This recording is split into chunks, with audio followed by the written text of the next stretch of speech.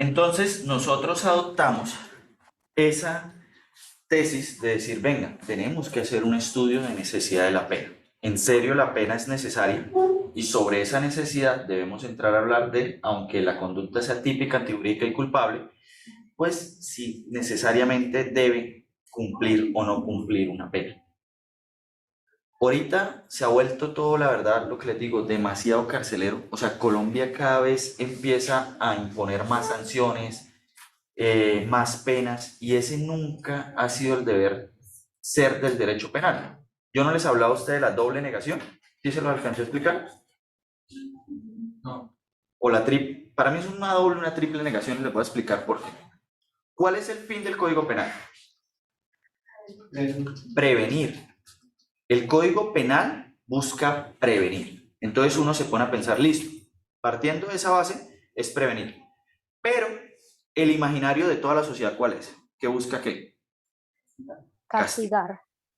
Entonces tenemos el problema más grande del mundo porque qué días estaba caminando y un señor, es que no suben las penas, no aumentan las penas. Y yo. Entonces tenemos como ese primer contexto. Toda la sociedad cree que el Código Penal busca castigar y por eso la sociedad pide que se aumenten los cuantos punitivos cuando el Código Penal lo que busca es prevenir. Y ese es un tema erróneo grandísimo, ¿sí? Porque, por ejemplo, matan a una mujer por el hecho de ser mujer y lo que dice la gente es, deberían darle cadena perpetua. No, deberían no matar mujeres. O sea, la vaina del país no es que les pongamos penas más altas, el hecho es que no deberían matar mujeres, ¿sí? Ese es como el contrachoque que hay primero, porque la gente piensa que lo que deben hacer es, una vez se cometa la conducta, castigarlo duro. Y no es el momento de ataque, el momento de ataque es antes. Debemos evitar que pase, no que pase y dar castigos ejemplares. ¿Sí me van a entender? Entonces ahí tenemos casi que una negación. Y luego viene un problema grandísimo que me da dos aristas. ¿El Código Penal previene? No previene. Segundo, ¿qué persona que cometa un delito va y dice, ay, voy a mirar el Código Penal a ver qué puedo hacer hoy? Nadie se pone a hacer eso, ¿sí? Es una estupidez. ¿Ustedes creen que un feminicida se va a poner a mirar que ahorita la pena del delito está en 50 años de cárcel? No miran eso es una mentira. Es irreal que eso pase. Entonces, en últimas, crean sanciones más altas para que nosotros los ciudadanos nos sentamos bien, pero los delincuentes no miran. O las personas que cometen conductas punibles no miran el código para llegar a cometer la conducta punible. Entonces uno dice, ¿para qué no sirve una mierda? ¿Sí? En últimas no está haciendo nada. Entonces el problema nunca ha sido ese y ahorita sale la ley de seguridad ciudadana y aumente y cada vez aumentamos penas. Y ese no es el problema, porque podemos llegar a la pena de muerte. En Estados Unidos se previene entonces que hayan delitos porque hay pena de muerte. Nunca ha sido ese. El cambio tiene que ser social, ¿sí?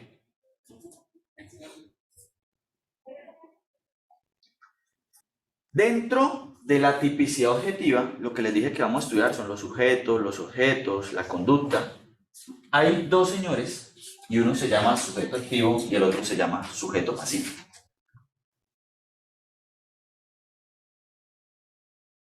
No hacer algo, incurrir en de omisión. Entonces en Colombia se castiga la acción y se castiga la omisión, como en omisión de socorro, omisión de agente retenedor, prevaricato por omisión. Hay tipos penales donde si usted no hace nada, pues efectivamente usted incurre una pena. Ya les puse el ejemplo de la omisión de socorro, cuando la persona se queda quieta y que no podíamos entender que era un delito porque podía estar sufriendo, ¿no? Un ataque, le temía la sangre. Entonces siempre ustedes, ya como técnicos o tecnólogos, tienen que mirar que no pueden pegarse a lo que dicen las noticias, porque miren el análisis tan grande que se tiene que hacer a cada delito, a cada tipo penal, y eso sin mencionar los análisis de procedimiento en la forma en la que se captura. Entonces tenemos un sujeto activo, y ese sujeto activo, ¿quién es? En los delitos, ¿quién sería el sujeto activo? Quien realiza la conducta, victimario, pues hay diferentes nombres, pero lo podemos reflejar, quien realiza la conducta de manera activa o omisiva. Y se puede dividir en dos clases, monosubjetivo o plurisubjetivo. Acá duré con la anterior clase un rato porque tal vez no me hice entender yo, pero monosubjetivo son los delitos que requieren a una sola persona para cometerlo. No quiero decir que entonces no lo puedan cometer varias, pero pregunta, ¿yo puedo matar solo a una persona? Sí. ¿Y yo puedo hurtar solo a una persona? Sí. Ok, entonces eso se va a llamar, los tipos son monosubjetivos. Pero si yo les digo, vamos a matar a otra persona, vamos toda la clase, va a ser un homicidio, el tipo penal es monosubjetivo y lo que ocurre es que hay un concurso eventual de personas. ¿Sí? Pues eso es muy importante porque tengamos un concurso de personas. Porque van todos hacia el mismo objetivo. Sí, claro, todos van a cometer la conducta. Bueno, hasta ahí vamos claro. ¿En qué diapositiva quedamos ahora sí en la anterior clase? Sí. Quedamos en lo de El verbo las complementario. circunstancias expresas en el tipo, grabación o atenuación. Todo lo demás no lo repetimos, ¿no? Está avanzando rápido. Ya claro está ahí, ¿cierto? Verbo complementario. Bueno, se habla de verbo complementario, pero vamos a hablarlo en este. Es cuando se requiere de otro verbo, o sea, se necesitan los dos para que la conducta punible sea. No miremos tanto el debuto porque esto es un elemento subjetivo, especial del tipo. El que omitiere sin justa causa, auxiliar. Entonces, no es omitir cualquier vaina. No es omitir no llamar a la ambulancia, no es omitir tal cosa, es omitir auxiliar. Si él la auxilia de cualquier forma, pues no incurriría en el tipo penal. Entonces, acá se requiere dos cosas, que omita, y lo que omita con esa persona es auxiliarla. ¿Sí me va a entender? Pregunta, si dos motos se chocan, las personas quedan ahí, ¿yo tengo que llamar sí o sí una ambulancia? ¿O incurriría en este tipo penal? ¿Sí o sí? Pues si las dos personas están heridas y no, pues Entonces viene la parte, si se encontrara en grave peligro su salud o su vida, pues si se chocan y pueden llamar, pues que llamen ellos mismos. ¿Yo por qué me tengo que bajar a pararme a ayudarlos? Bueno, otra cosa que no tengan un minuto, tema de moral, de humanidad, pero tiene que estar en peligro su vida o su salud, si no, pues no incurro también en el tipo penal, ¿no? Tienen que tener eso también muy claro, no siempre se incurre. Entonces uno debe leer muy bien el tipo penal para entenderlo en su complejidad. Una forma jurídica y otra forma gramatical, como lo hemos venido viendo.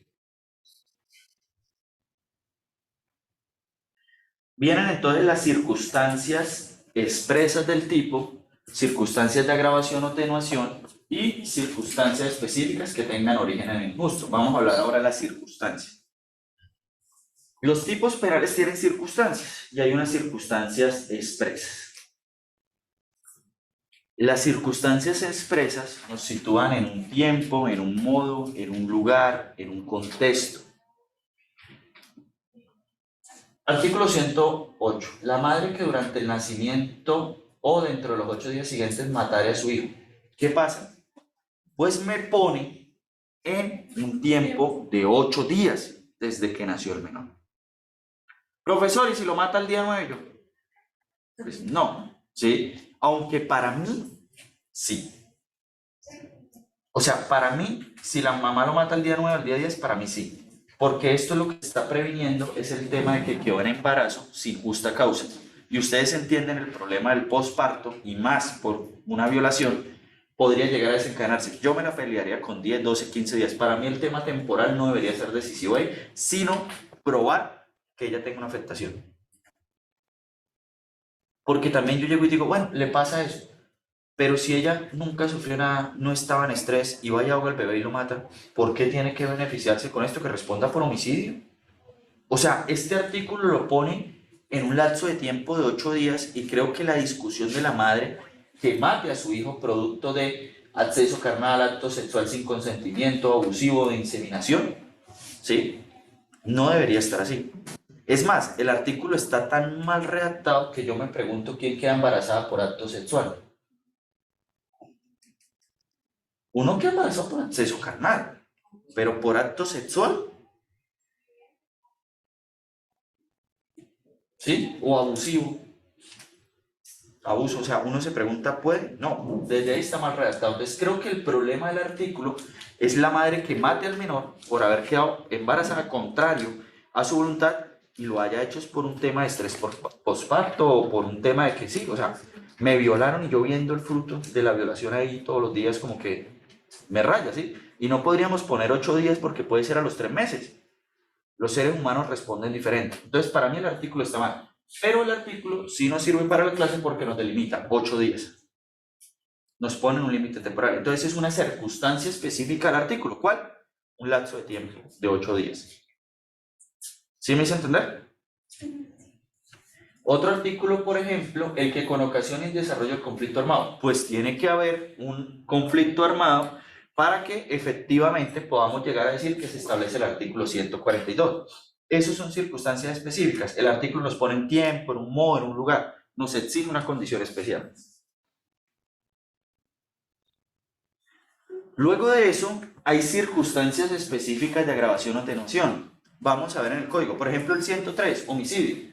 Pero el 104 es circunstancias de agravación del homicidio. Está en otro artículo. Entonces, también hay artículos que tienen circunstancias específicas de agravación o no. Profe, ¿y yo le puedo hacer control a una circunstancia de agravación? Sí. ¿Ustedes saben qué es la sevicia? Alguien busque por internet qué es la sevicia.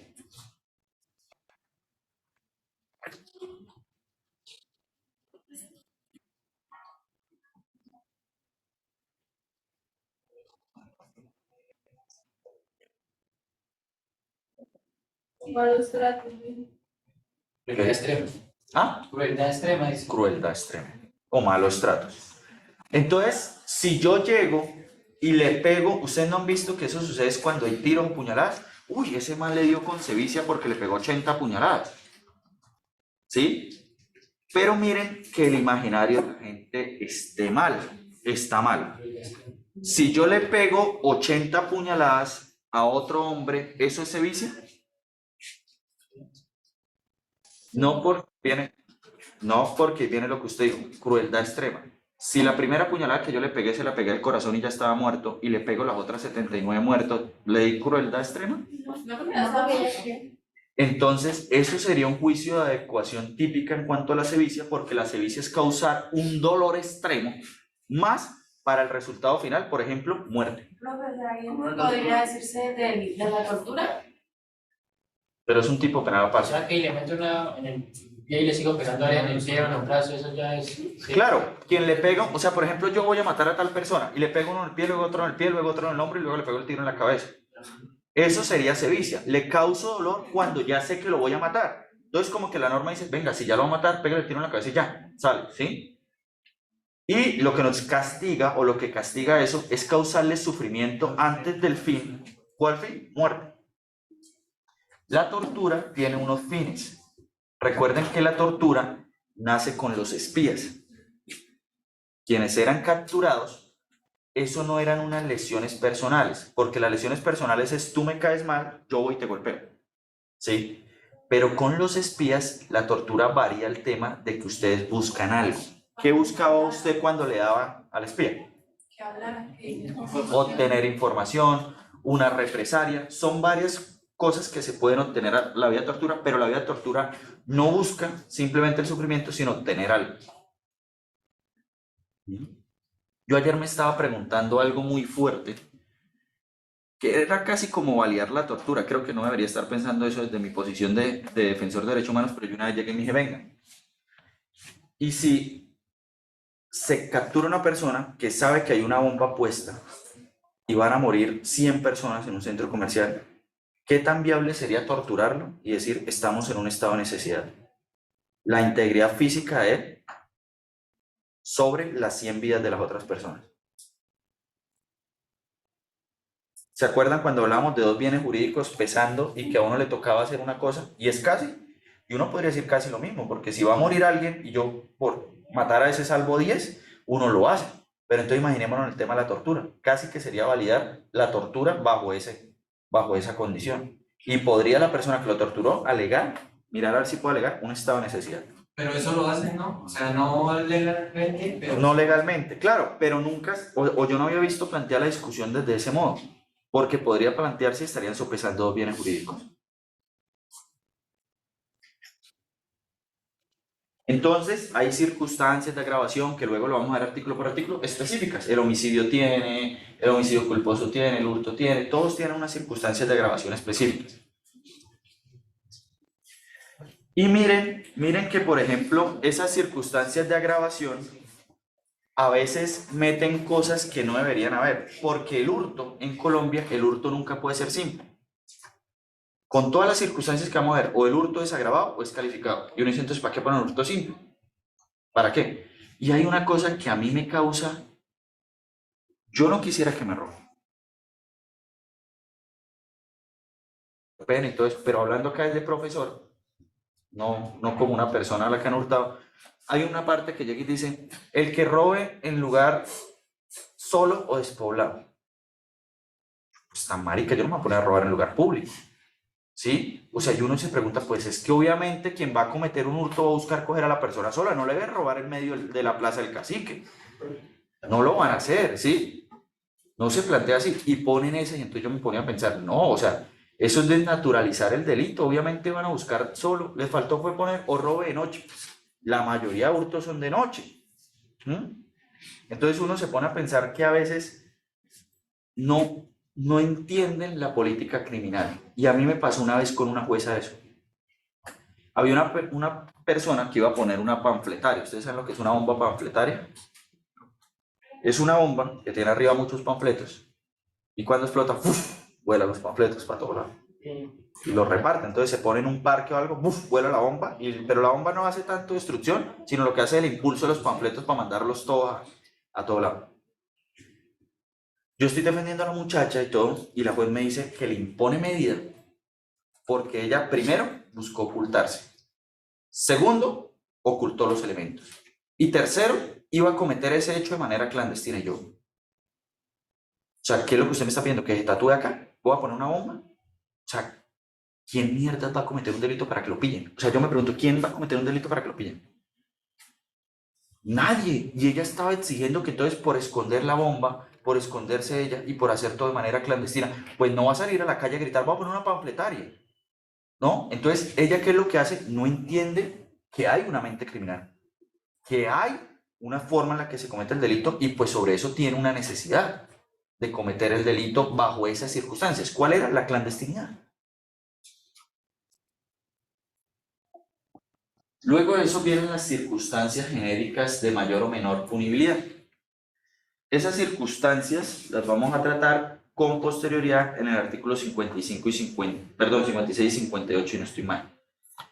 Esas circunstancias de mayor y menor punibilidad las vamos a analizar en el cuarto capítulo que se llama sobre la pena.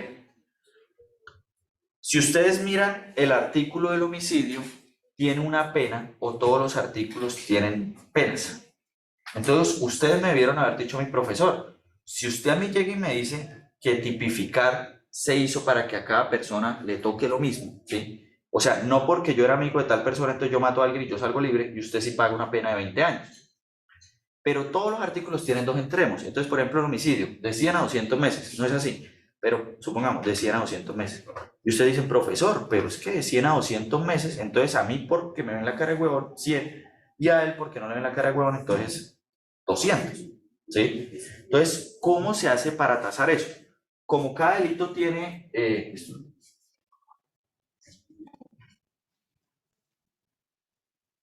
no, sí, pero bueno, no. Como cada delito tiene dos extremos, lo que hace la ley es sacar cuartos, 4 pedacitos. Entonces, de 100 a 200 tendríamos 4 cuartos, de 100 a 125, de 125 a 150, 150 a 175, 175 a 200. Y dependiendo de esas circunstancias de mayor o menor punibilidad, usted se mueve en los cuartos. Si yo no tengo antecedentes y ninguna conducta de mayor punibilidad, pues me van a poner una pena entre 100 y 125. Pero si yo brinco participación criminal y otras circunstancias que hay, pues se van a mover a los 200. Esas circunstancias lo que hace es que nos movamos dentro de los cuartos. pero ese análisis lo vamos a hacer en el cuarto módulo que se llama la pena y sus características.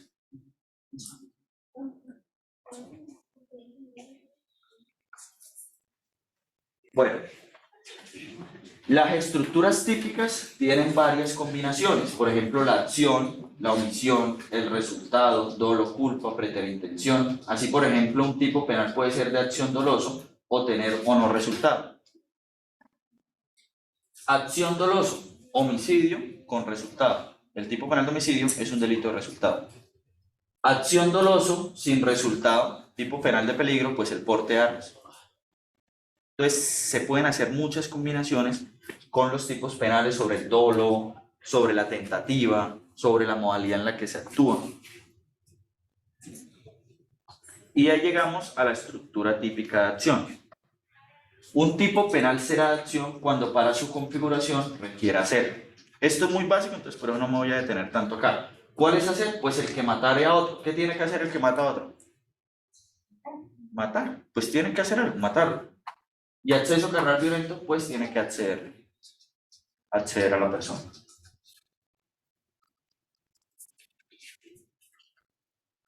La estructura típica será omisión, pues como ya le explicaba, hay tipos penales de omisión. Prevaricato por omisión, omisión de socorro, omisión de agente retenedor.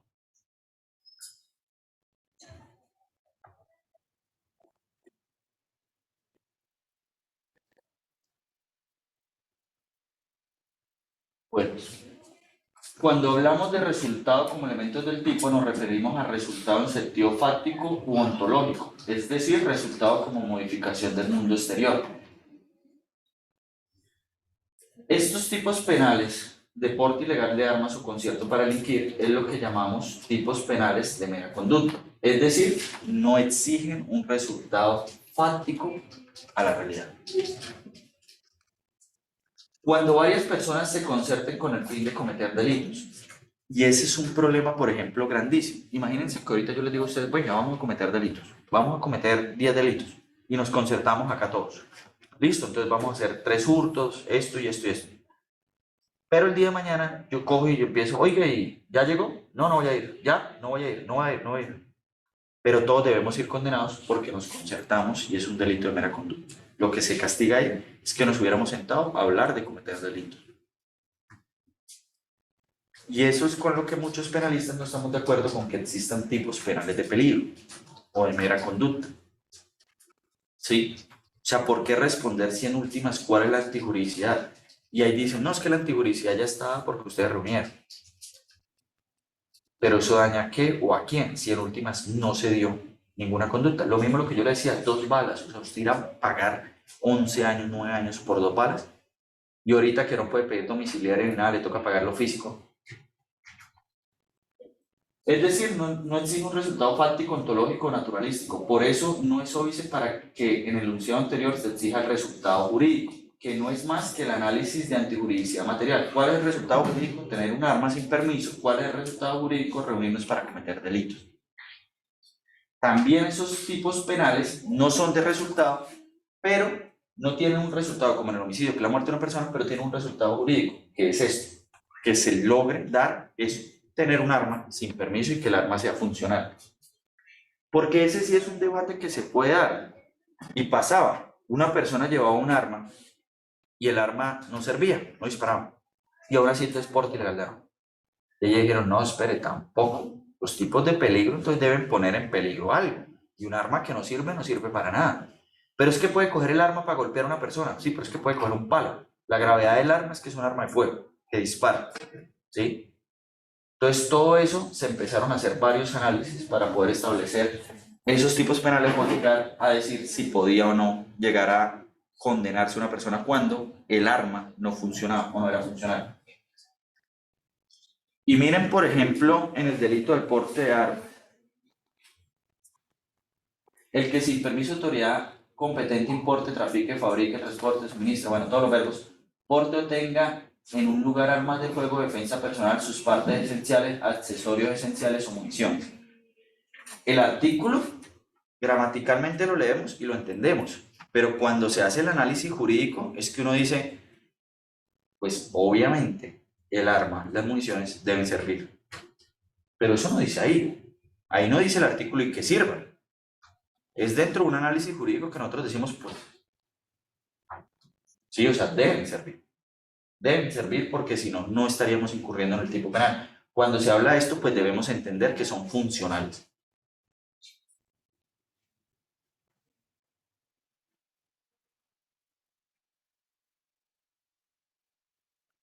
Bueno, entonces estas preguntas, ¿puede entonces suponer que si una persona omite prestar socorro, actuó con dolo?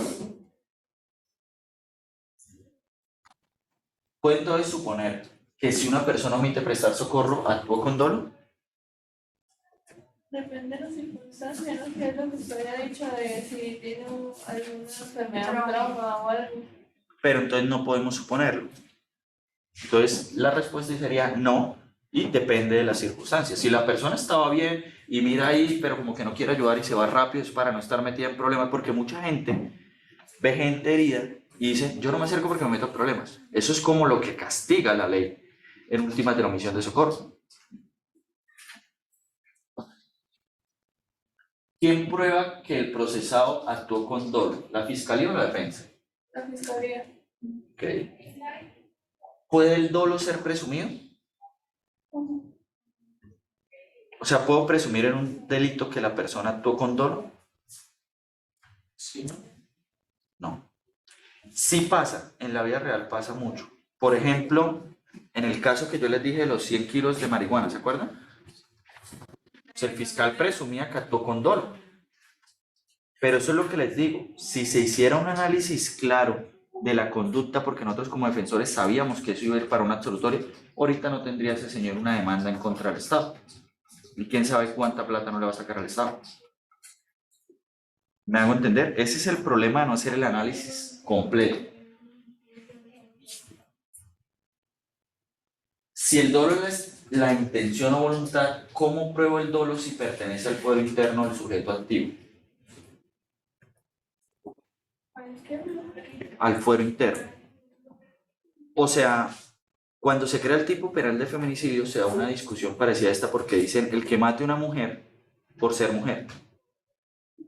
Que yo les explicaba, venga, y si yo la mato a usted, ¿quién sabe si la maté porque me dio rabia o por ser mujer? Eso está acá. Entonces, lo mismo pasa acá. Si pertenece al fuero interno de las personas, lo que debe hacerse es mirar lo que ella hizo. Si yo fuera una persona iracunda, mis cosas estarían dañadas, golpearía la mesa, ¿sí? También eso va con la clase de profesor. ¿Quién puede llegar a establecer la clase de profesor? Yo lo tengo acá. Pero son ustedes con lo que yo hago o las acciones lo que me definen a mí. ¿Sí me van a entender?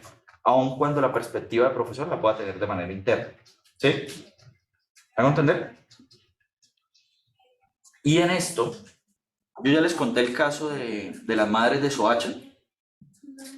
Bueno, en el caso de las madres de Soacha, también volviendo al tema de cuál mesa, lo más importante para un abogado o para un criminalista es entender que todo se mueve en una lógica jurídica y se debe basar en una argumentación. Hay algo muy importante en el mundo a nivel internacional, que son unos crímenes que se catalogan como crímenes de lesa humanidad. Y esos crímenes de lesa humanidad hablan de la generalidad, que el ataque sea sistemático, hablan de un móvil discriminatorio. Y miren que uno de los casos más sonados, por lo que se empezó a hablar con los falsos positivos, era porque ya eran muy descarados. Y uno de esos casos es de una de las madres de Soacha. ¿Sí saben qué son las madres de Soacha? No. Las madres de Soacha fueron las que impulsaron el tema de hablar en Colombia de falsos positivos, cuando en Soacha fue un epicentro donde se llevaron la mayoría de personas que luego utilizaron como falsos positivos. Y empezó a ser muy sonado porque al que metían de comandante, que se llamaba Fair Leonardo, tenía una discapacidad mental y una edad de un niño mentalmente. Y lo meten como miembro alto mando y llegan las abogadas representantes de víctimas y fiscalizan. No. O sea, aparte de las botas al revés, aparte de que hay muertos con tiros en el cuerpo, pero que no traspasaron la ropa, o sea, que los vistieron después de muerto, todas esas cosas, pues nadie se les va a comer el cuento de que esta persona que tenía una edad mental de 6 años era el comandante del frente de tal lado del ELN. Nadie se les va a comer eso. Y empezó la pelea, empezó la disputa entre versiones y versiones. Y lo primero que alega el abogado es, qué pena, para que un crimen sea de lesa humanidad debe ser un ataque sistemático o generalizado. Y acá, en este proceso, solo hay una víctima. Y la abogada le contesta muy hábilmente, qué pena. Una cosa es la víctima del proceso y otra cosa es la cantidad de víctimas que sí existen a nivel de país. Y usted no puede entender entonces que cuando se habla de sistemático generalizado es las víctimas del proceso, es las víctimas del ataque que se dio. Y es claro que acá hay una pluralidad de víctimas. Luego de eso el abogado saca otro argumento y le dice a la abogada, representante de víctimas, ella es mi jefa, ella trabaja en Bogotá, y le dice, venga, pero no hay un móvil discriminatorio. Los soldados mataban simplemente por obtener permisos, dinero o retribuciones o ascensos. ¿Qué contestarían ustedes a eso? Porque en últimas, lo que estaba diciendo el abogado defensor era cierto. Ellos mataban por... Ese era un fin de ellos. Pero entonces la pregunta era, ¿estaban discriminando? O sea, el fin era discriminador y el abogado de la defensa decía, el fin nunca fue discriminador. El fin era obtener ascensos, permisos, salidas, remuneraciones. Ese era el fin.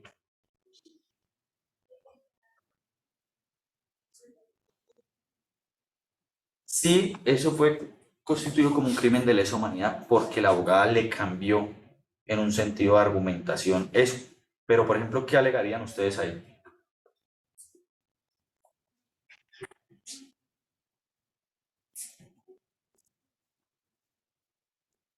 Ella lo que llega y le dice a él es, ¿y entonces mataron ricos? Solo mataban la clase 1 o 0 del país. Los indigentes que estaban en la calle, las personas que no tenían familia que los fuera a buscar, las personas más pobres de los pueblos más alejados. Ese era el móvil discriminatorio. Aunque el fin no era ese, a ellos sí los movía una cosa y era desaparecer solo personas vulnerables. Y la mayoría eran personas de calle, indigentes. Entonces, ese contraargumento que le da la abogada es lo que hace ahí que se tipifique y le dicen claro que si hay un móvil discriminatorio. Ustedes buscaban dinero, ustedes a quienes atacaban tenían una clara línea o intención de a quienes atacar, los más vulnerables. Y había una política de Estado que era los indigentes, esto y tal, que limitaban. No era el hijo del senador, no era el hijo del este, no era el hijo del este, no, era ese tipo de personas. ¿Claro hasta ahí? ¿Sí? ¿Alguien me puede recordar qué es el dolo eventual?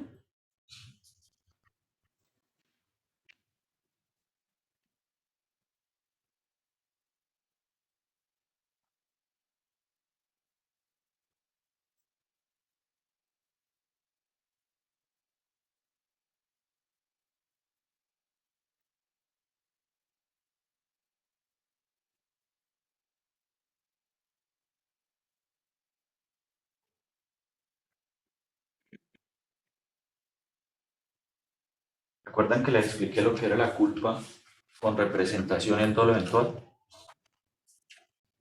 Todo lo que se produzca dentro del delito doloso se considera un dolo eventual. No.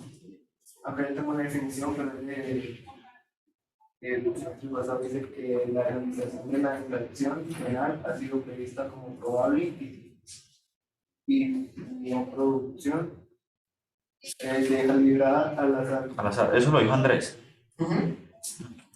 El dolo eventual es cuando uno deja librado al azar lo que va a suceder. Por eso se los exponía cuando se hablaba de la culpa con representación, perdón, no sí, con representación y el dolo eventual. El dolo eventual es dejar usted librado al azar lo que pueda pasar o lo que no. Entonces yo pongo una bomba en un lugar y dejo librado al azar de si mueren o no mueren personas al momento en el que estalle, cuando pasa. Yo pongo una bomba en el edificio porque quiero que se caiga el edificio humanas y terminan muriendo personas. ¿Era muy probable? Totalmente probable. ¿Yo quería que murieran personas? No, era demoler el edificio. pero se dejó librado al azar el que pudieran haber pérdidas de vidas humanas y no simplemente el tipo penal de daño en bien ajeno. Bueno, y sería un daño en bien público. ¿Sí me va a entender? Esa sería la tesis del dolo eventual y eso era lo que se intentaba hablar o se buscó con algunas sentencias de a las personas que manejaban, buscar o imputarles por dolo eventual la muerte de los peatones cuando iban tomados. Pero por ahora la tesis se mantiene en que eso debe ser un homicidio culposo agravado. La estructura típica, culpa o imprudencia, pues ya sabemos lo que es la culpa, que actuó de manera imprudente, negligente. La preterintención.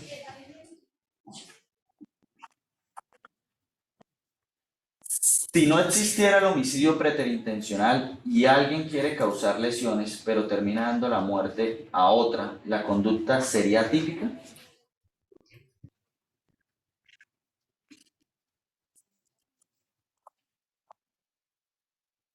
Supongamos que yo digo voy a causarle lesiones a alguien y no le causo las lesiones sino lo mato, pero no existe en Colombia la preterintención o no manejamos la teoría de la preterintención. Entonces, ¿qué haríamos ahí? Es atípica la conducta, entonces váyase.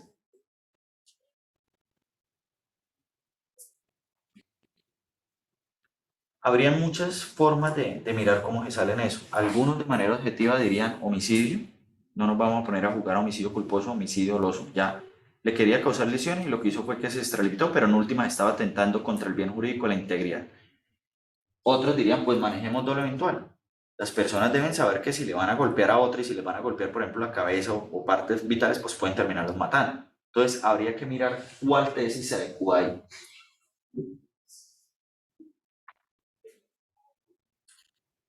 ¿Son determinantes las lesiones para establecer la preterintención? O sea, piensen que una persona está muerta en el piso y el otro va y dice, pero venga, yo lo quería lesionar, no lo quería matar. Entonces la pregunta que yo les hago, clase, es la siguiente. Es importante entonces que miremos cuáles lesiones tenía él para poder nosotros decir si lo quería matar o no lo quería matar. Yo creería que sí, profe. ¿Ok? Sería un punto de partida y en la mayoría de los casos podría ser determinantes, pero no el único, porque recuerden que hay personas que quieren pelear con otras y un solo puño se caen y se mueren. Entonces, ¿cuáles lesiones? Pues, ¿cómo vamos a determinar eso si solo tiene un puño? Y lo peor, ese puño ni siquiera le va a dejar hematoma, porque recuerde que usted después de que muere no le va a dejar. La sangre se queda quieta. Entonces, ahí dependería el tema. No podríamos decir que siempre van a tenerse en cuenta las lesiones para llegar a establecer si hay preterintención o no.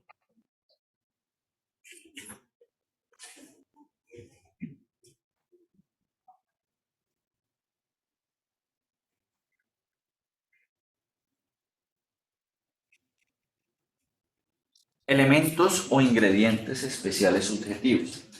Por eso les dije que no miraran lo del hurto de manera como un verbo complementario, sino que ese tema que habla acá de con el propósito de obtener provecho para otro es un elemento subjetivo, porque está en la cabeza de quien realiza la conducta si era con un fin de obtener provecho o no era con fin de obtener provecho. Eso depende. Inducción a la prostitución. El que con ánimo de lucrarse o satisfacer los deseos del otro induzca el comercio. Pues acá me están hablando de un ánimo.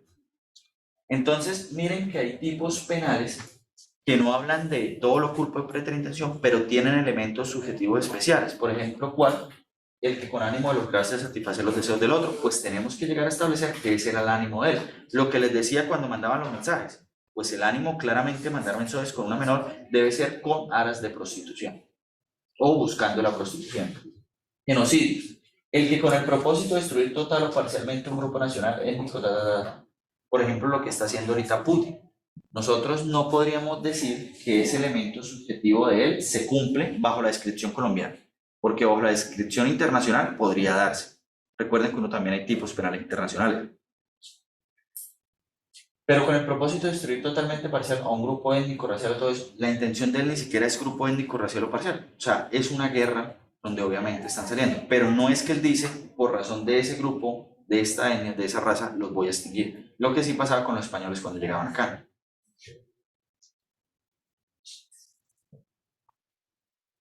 Bueno, entonces hay varios y tienen que ir mirando cuáles tienen un elemento subjetivo especial. Este es como el cuadro. Entonces tenemos que los elementos del tipo, tenemos los sujetos, los objetos, la conducta, como un resumen de todo. Sujeto activo, mono o plurisubjetivo y puede ser determinado o calificado. El sujeto pasivo, pues es a quien se afecta el bien jurídico y ya les hablé de la diferencia de perjudicado y víctima, ¿no? Víctima directa, víctimas indirectas. El objeto material se divide en real, personal, un ser humano, fenomenológico. Y la pregunta, y ahorita con los delitos contra los animales, ¿en cuál de estos los ponemos? ¿Un animal sería un objeto real? Lo podemos entender como una cosa. ¿Sería un objeto personal, un ser humano, o sería un objeto fenomenológico?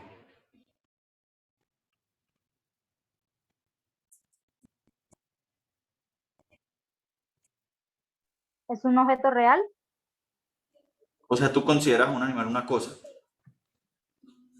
No, Pues un ser humano no es. Un ser vivo, pero un ser Pero no humano un ser Un no ser, es. sí, es total, un ser vivo, pero no atiende todavía como. ¿Habría forma de solucionar esto con poner acá personal o sintientes o crear una nueva categoría como se han denominado a los animales como seres sintientes? Ponerla. Pero si ven, por ejemplo, que en el derecho no todo está escrito, ahorita con el reconocimiento de derechos de los ríos, de los bosques, reconocimiento ahorita de derechos en animales, pues debemos ver que cada vez se va a poder ir ampliando más la categoría. Y habría en este momento que decir que o se crea una nueva categoría de seres sintientes o se agrega al objeto personal o sintientes.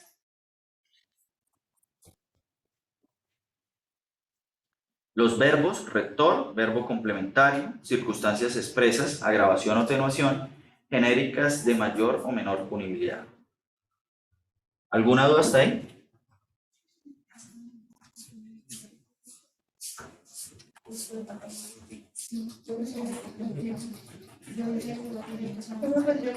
sí quiero explicar un poquito los elementos de que no es eso que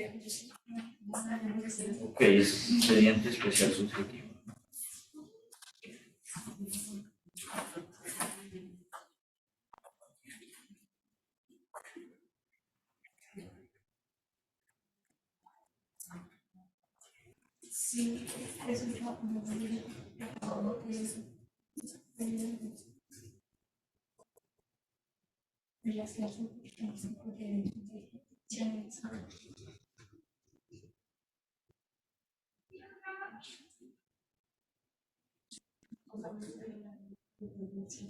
Bueno, me piden acá retomar el tema de elementos de ingrediente especial subjetivo. Lo que sucede es que hay unos elementos dentro del tipo, y aunque estamos hablando de tipicidad objetiva, pues que tienen un contenido subjetivo, ¿sí?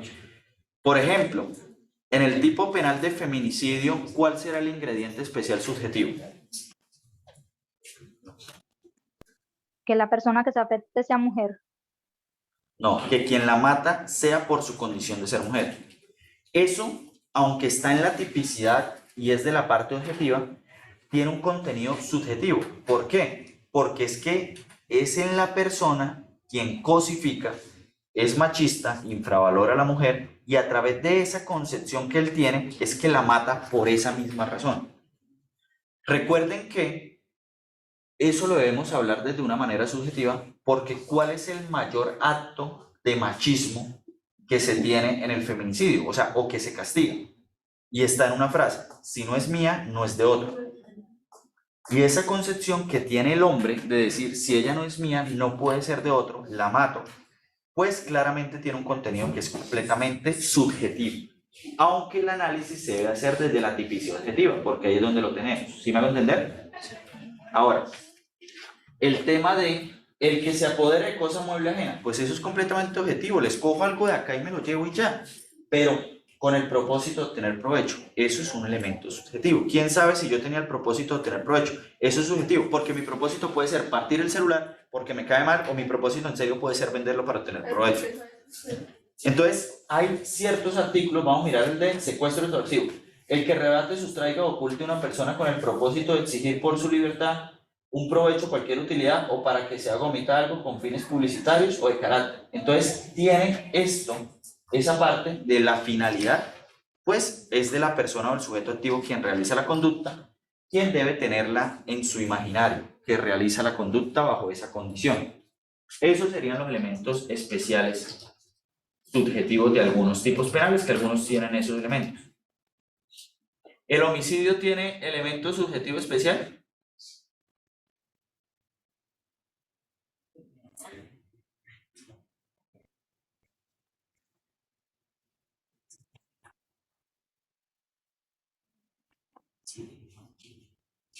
El homicidio no tendría nada especial, no hay un elemento especial. Otra cosa que sí les deben hablar a ustedes, pero que no podemos entenderlo como un elemento subjetivo, es lo que los criminalistas van a llamar móvil. Aunque tiene un contenido completamente subjetivo, el móvil lo que nos lleva a establecer sería más que todo la figura del dolo, no como un elemento especial. ¿Qué es el móvil de un homicidio?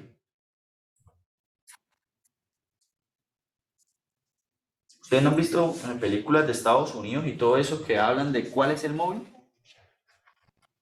El móvil es lo que lo motiva a usted a matar al otro. ¿Cuál era su móvil? Que él me quitó un trabajo que yo tenía o me despidió. ¿Usted por qué mató al jefe? Porque él me despidió. ¿Cuál era su móvil? Cobrar venganza por el despido. Eso es muy importante para llegar a establecer la tipicidad, para llegar a establecer si la conducta es dolosa o culposa. Por ejemplo, tú vas ahorita bajando las escaleras conmigo, vamos bajando los dos las escaleras, y por error te empujo y te caes y te mueres. ¿Qué es lo que van a empezar a venir los investigadores acá a hacer? A preguntar con todos tus compañeros si yo tenía una animalversión en contra tuya, si yo quería atacarte o si yo era tu enemigo. Cuando ustedes digan que no, pues van a decir que yo no tenía un móvil para matarla y por lo tanto la conducta sí o sí era culposa. Cometí un error, una imprudencia o algo, ¿sí? Pero si yo, por ejemplo, me agarro cada rato contigo, eres irrespetuosa, y en algún momento te mato, van a entender que mi móvil era en razón de venganza. Entonces el móvil es lo que nos motiva a realizar la conducta. Y eso es lo que buscan siempre. Ah, ¿cuál es el móvil de este homicidio? No. Miren, por ejemplo, ¿ustedes no han visto eso que sí pasa en las novelas, que le compran un seguro a alguien y luego lo mandan a matar y el seguro estaba a nombre de uno? Entonces, ¿cuál era el móvil? Cobrar el seguro. Entonces, con eso llegan y dicen, ah, sacó un seguro de vida 3 días antes y hoy se muere. Oh, milagro, ahora usted es beneficiario. Entonces la fiscalía llega y dice, su móvil era quedarse con eso y por lo tanto entiendo que la conducta era dolosa, porque ese era su móvil o era su intención. Y en los delitos culposos, pues tú no tienes un móvil o va a ser muy difícil para la fiscalía encontrar un móvil. Pero eso no lo entendemos como un elemento subjetivo especial, sino una de las formas que podemos llegar a tener para mirar si la conducta es dolosa o es culposa. Clase virtual, ¿sí me hago entender? Sí, señor. Sí, señor. Bueno, entonces, ¿alguna pregunta? ¿Sí queda claro lo que es móvil? Cuando ustedes sean criminalistas y si les toca investigar en cualquier cosa, la mayoría de cosas les va a tocar mirar eso. Si ustedes trabajan con la fiscalía, lo que buscan ellos son eso. Eso es lo más importante, crear la estructura de qué era lo que movió a esa persona a realizar esa conducta. Ya habían tenido problemas antes, ya habían peleado, tal cosa. Miren que es tan así que la gente de los barrios sabe manipular el móvil a su antojo. Una vez había alguien en un barrio y tenía problemas con otra persona. Tenía como 2 veces habían tenido problemas y se habían peleado. Y las 2 veces que habían tenido problemas, este iba y denunciaba a la fiscalía. No, es que tal persona y me quiso matar. No, y es que tal persona vino y me quiso matar. Ya tenía las 2 denuncias.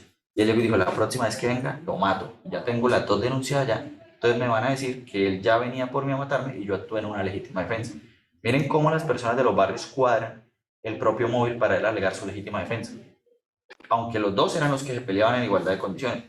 Entonces, ellos hacen todo eso para adecuar y él decir, mi móvil acá fue defenderme, porque ya había denunciado 2 veces a fiscalía de que él me iba a matar. Y vino otra vez, ¿y qué es lo que va a creer fiscalía? Pues que él vino a matar.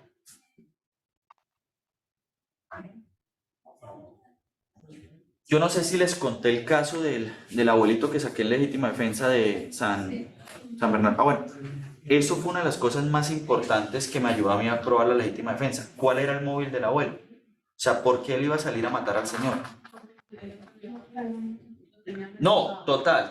Pero la tesis de la fiscalía era que el señor salió ese día y sacó el cuchillo a buscar a matarlo.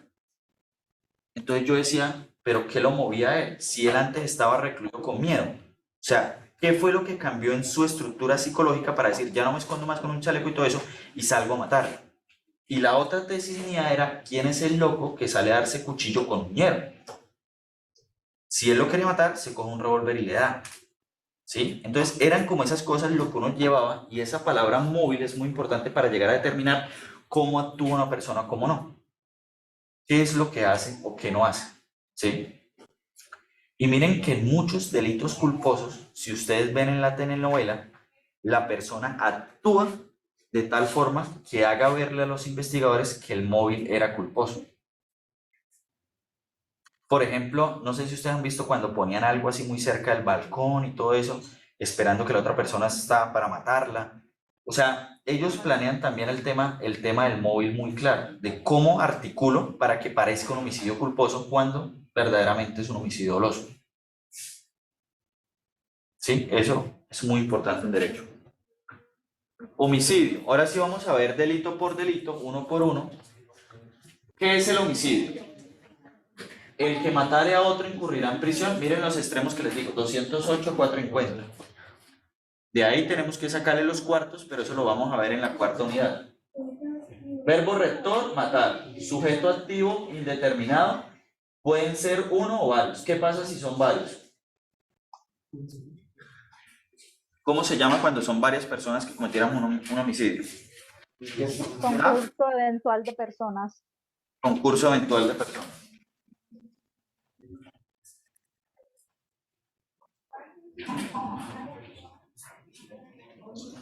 Tentativa de homicidio.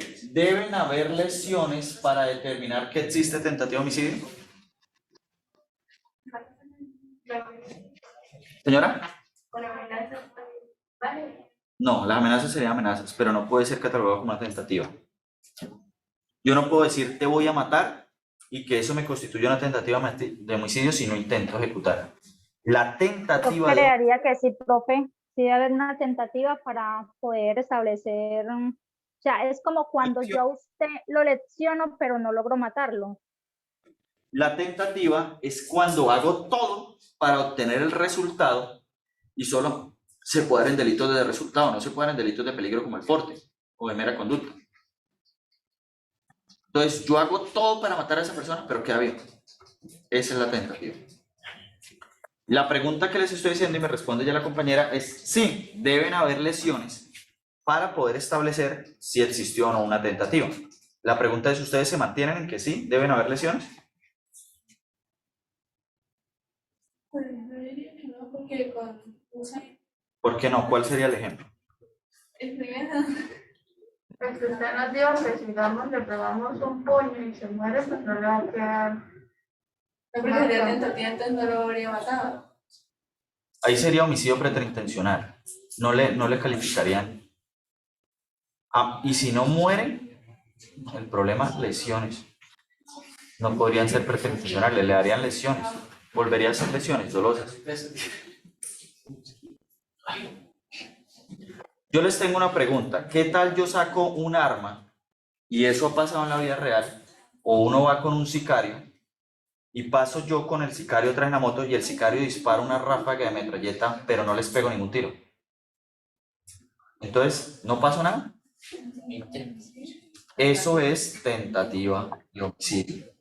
Lo importante es que la persona haga todos los pasos, idealice, planifique y ejecute la conducta. Que no se logre el resultado es ajeno a la gente, pero él hizo todo para poder producir el resultado.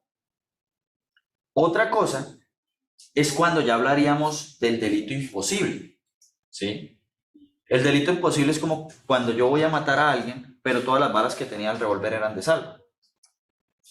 Y aunque lo intento y disparo, pues no me podrían condenar porque nunca hubiera podido llegar a matarlo. Nunca se puso en juego la vida de esa persona, señor. ¿No? Nunca se puso en juego la vida de esa persona. Entonces, sí se pueden dar eventos en los que no hay una sola lesión, pero se pueda poner en peligro la vida de una persona. Y esos eventos sería pues la tentativa de homicidio, ¿sí?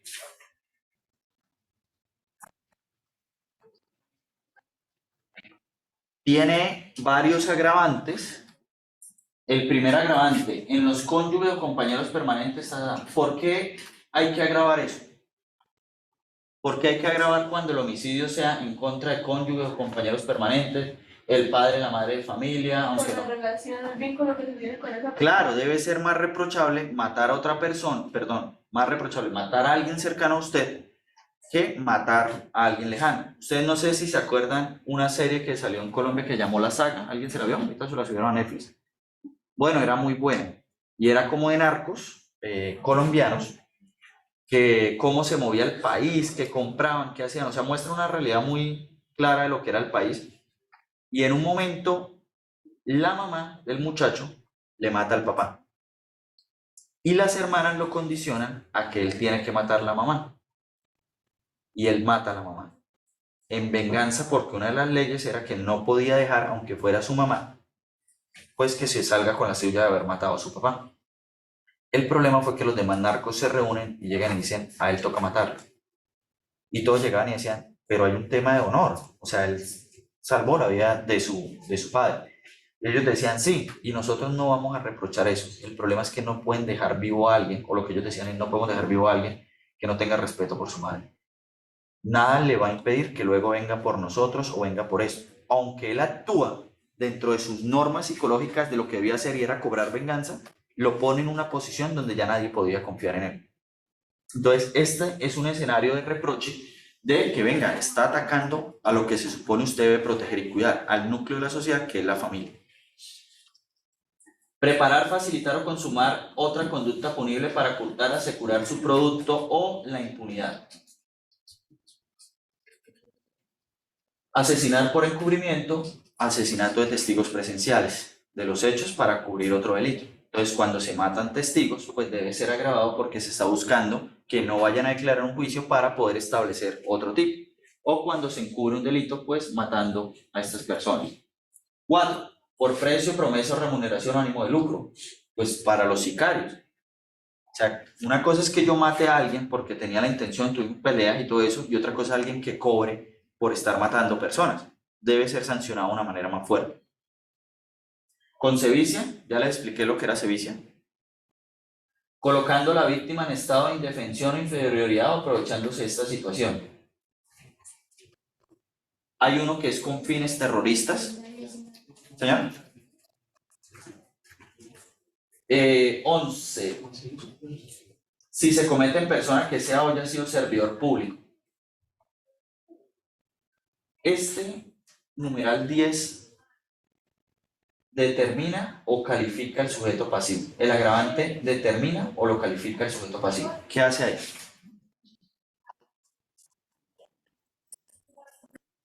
Pregunta, ¿el homicidio tiene sujeto pasivo calificado determinado?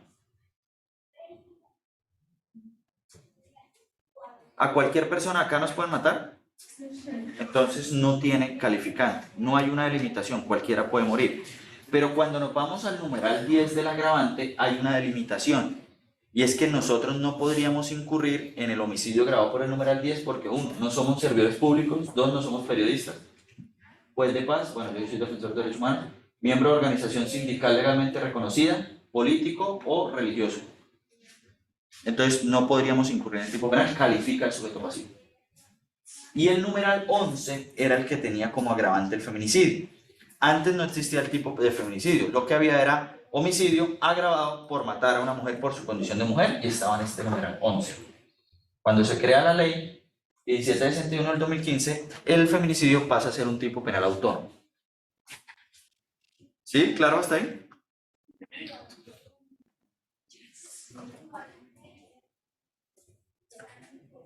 Feminicidio, ahora sí.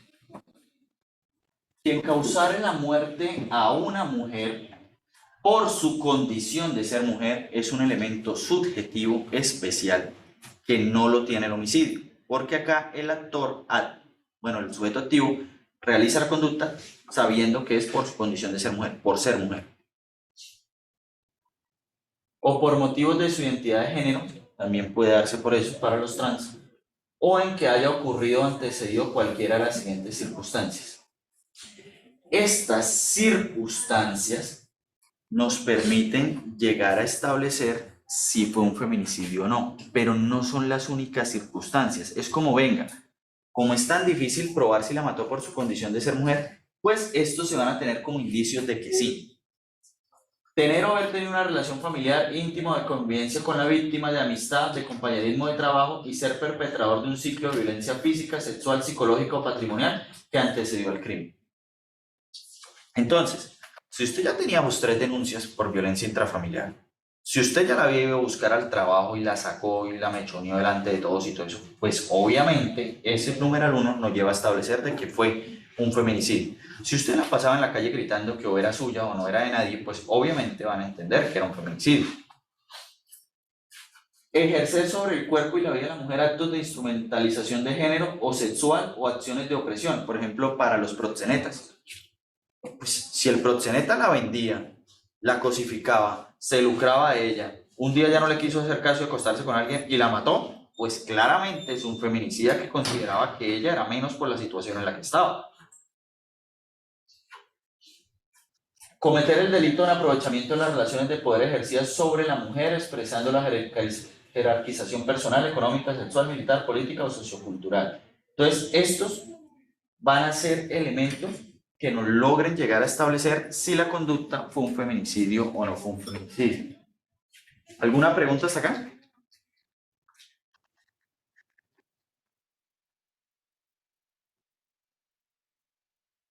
Cuando uno está en un debate con otra persona, uno nunca se pone a nivel de esa persona. Yo ya les expliqué que uno siempre arma el debate, ¿sí? ¿Sí les dije eso? Uno nunca, lo primero que ustedes tienen que entender en un debate o en una argumentación es que lo que dice el otro no debe darse por cierto. Y eso tienen que ustedes tenerlo muy claro. Cuando se llega a la audiencia de Paola y Manuela, si recuerdan el caso, asesinato 2020, había una discusión muy grande y salió por medios una discusión muy grande y era si él se había entregado o no. ¿Recuerdan que se decía muchas veces que él fue a donde la policía y que él se entregó? Y ahí había un problema grandísimo porque nosotros salimos de la audiencia y nosotros dijimos vamos a perder porque el man se entregó. O sea, esa es una realidad, él sí se entregó. Entonces el debate era, pero venga, no podemos entrar a la audiencia a darnos la pela de que no se entregó porque la vamos a perder. Y en últimas, ese no debe ser el debate o el punto de discusión. El punto de discusión era el siguiente y usted tiene que llevarlo a manera de ejemplo. Usted no se puede entregar si hay operación de búsqueda. No se puede entregar si era inevitable que lo capturaran. Entonces, imagínense que yo cometo ahorita un homicidio, estoy acá, me tienen encerrado, llega la policía, me entrego. Tan marica, ¿no? Sí, o sea, sí, qué huevonada. Entonces sí, vivísimos ellos cuando plantean el debate a eso. Entonces, yo no me centro en el debate de ellos, sino propongo mi propio debate. Su señoría, no me importa si se entregó o no, ese no es el debate. El debate era si era inevitable que lo capturaran o no, y lo iban a capturar. Pues él se entrega para que no le den duro, no le toque salir corriendo, no le vayan a meter un tiro por empezar a huir. Esa puede ser otra. Pero entonces, esa es una de las cosas que ustedes deben delimitar, por ejemplo, en estos tipos penales, de tener claro que nunca se compra el debate de otra persona. Ustedes siempre plantean el debate. ¿Por qué les digo esto? Porque es muy difícil saber si la mató por su condición de ser mujer o no. Porque recuerden que ahorita la mayor ciclos de violencia se cometen sin que la gente se entere. Y uno de esos casos de las 2 personas asesinadas tenía un ciclo de violencia ni el hijo de puta que nadie sabía. Se destapó después el ciclo de violencia. ¿Sí? Entonces ahí es donde viene realmente el problema de que para ustedes ser investigadores, a ustedes no les pueden decir, usted investigue esto o esta es la realidad, sino ustedes deben proponerse a sí mismos cuál es el punto de partida de investigación. Porque una sola tesis puede tener diferentes puntos de vista o diferentes posturas, depende de dónde se mire.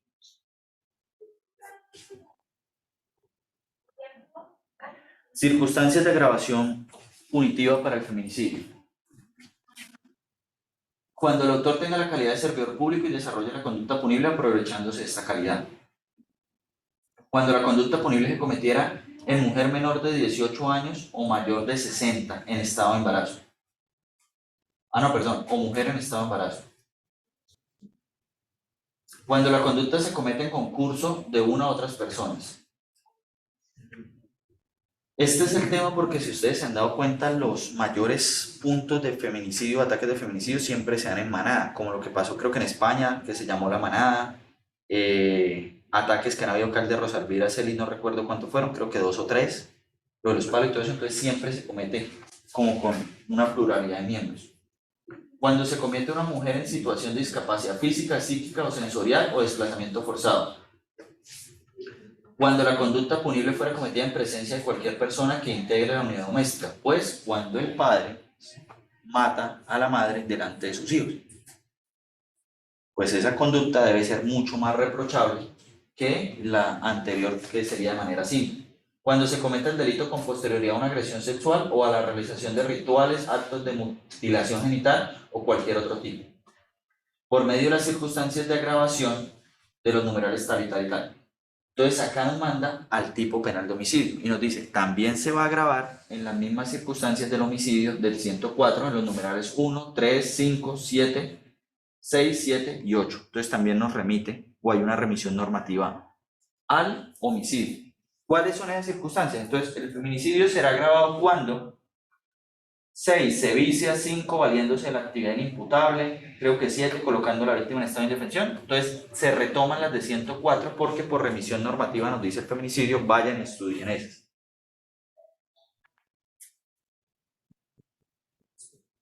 ¿Algún elemento hasta acá? ¿Pregunta, duda? ¿Clase virtual?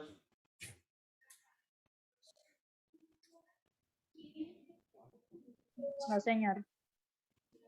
Profesor, la pregunta, en caso de, digamos, una mujer está embarazada y el papá hace que aborte, pero es por el motivo de que, digámoslo así, tomémoslo de que era niña, ¿se tomaría por feminicidio o por...? ¿De que era niña? No, porque recuerda que los tipos penales se pueden cometer en contra de personas que ya nacieron y respiraron un instante siquiera. Eso sería un sujeto de especial protección como lo sería el feto, que está garantizado por derechos. Y hay discusiones grandes sobre eso porque a veces no se delimita bien. ¿Qué dice, por ejemplo, la normativa? Que salga y respire un instante siquiera separado de su madre. Entonces miren que se pueden dar casos muy raros. Por ejemplo, supongamos que el médico saca al menor, al niño de su madre, está muy resbaloso y lo suelta, cae y se muere.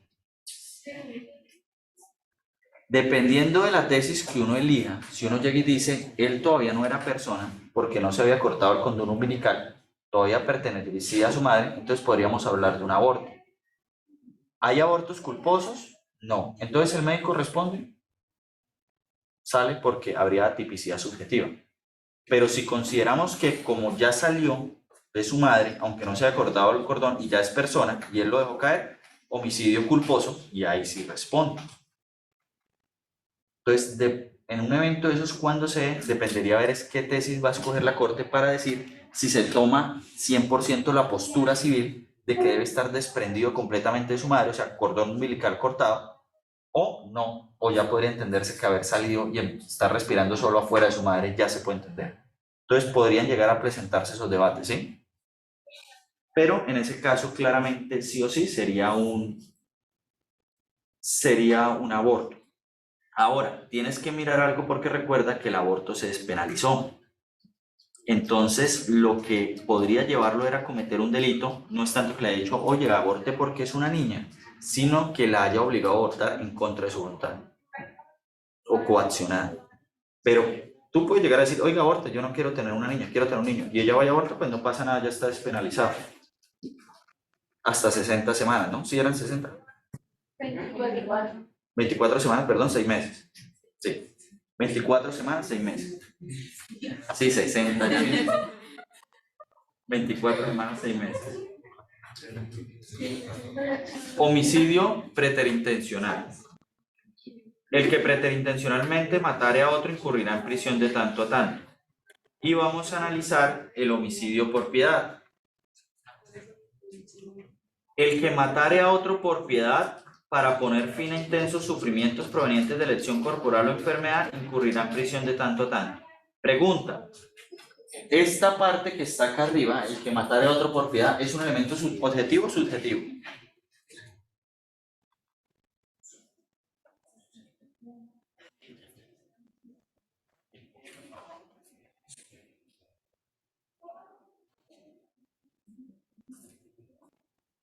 Esta pregunta es muy difícil.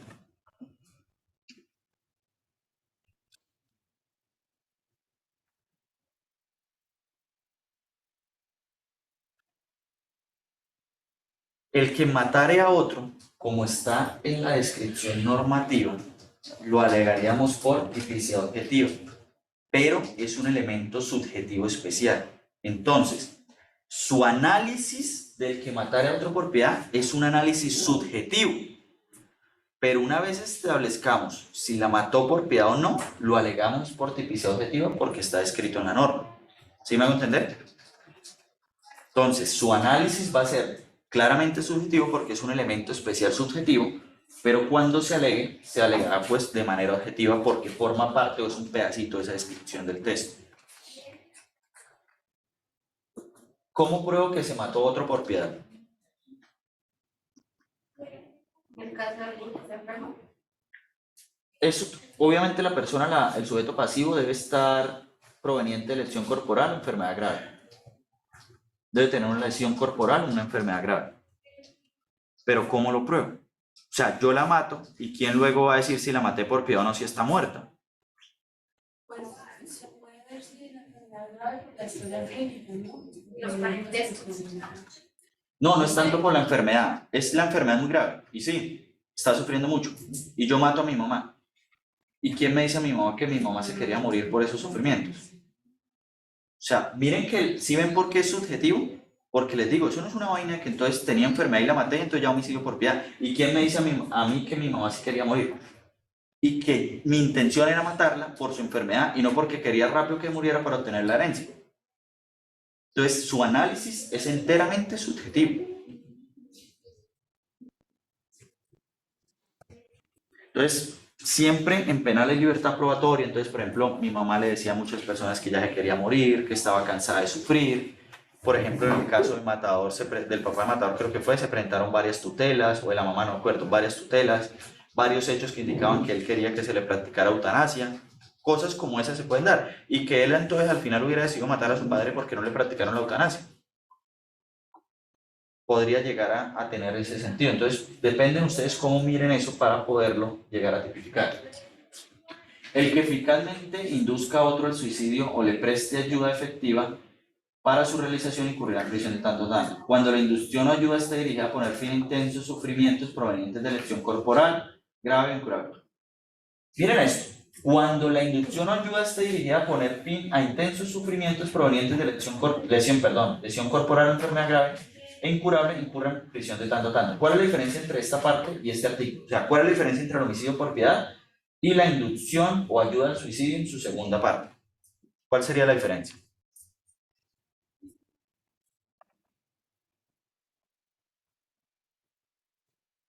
¿Sí ven que son muy parecidos? ¿Cuál sería la diferencia? De que el de arriba le ayuda a la persona a matar, o sea, él hace Él la mata. él la mata, y el de abajo él la ayuda, pero No, la bueno, sí, la ayuda también. O la induce, es quien le presta la ayuda. Pero quien ejecuta su propia muerte es ella, porque es suicida. Entonces, el sujeto pasivo es quien ejecuta la conducta. Él mismo se quita su vida, el sujeto pasivo, pero por la inducción del activo. O sea, el activo lo que hace es como sapo, lambón metido. En cambio, en este, lo que hace el sujeto es ejecutar la conducta, él le quita su vida. Por ejemplo, en el caso de que, digamos, ¿no? El hijo le consiga las inyecciones a la eutanasia, todo, pero él se la dé a ella para que ella misma se la aplique. Eso sería una ayuda al suicidio. Entonces, si ven cómo tenemos que delimitar, entonces hay dos cosas, quien realiza la acción. Y mírense en algo muy importante esto. Aunque dice suicidio y homicidio y estamos hablando de los delitos contra la vida, en este el sujeto activo no es quien arrebata la vida. Y en cambio en este el sujeto activo sí arrebata la vida. Es uno de los pocos tipos penales donde no el sujeto activo es quien propicia el resultado. ¿El resultado cuál es? Muerte. ¿El sujeto activo es quien lo hace? No. Lo ayuda o lo induce a hacerlo, pero no es quien realiza la conducta. Es el mismo sujeto pasivo quien la decide realizar. Y se condena es el haberle inducido o ayudado. Bueno, ¿alguna pregunta hasta acá? Clase virtual. No, señor. Bueno, entonces vamos a dejar aquí por hoy, ¿listo? Profe, entonces corre la fecha de entrega del producto hasta el lunes. Sí, hasta el lunes. Listo, profe, muchísimas gracias. ¿Para cuándo tenemos el próximo Pero es que La otra semana supongo. Es sobre los elementos del tipo. Ya pasé, gracias. La dos también puede ser.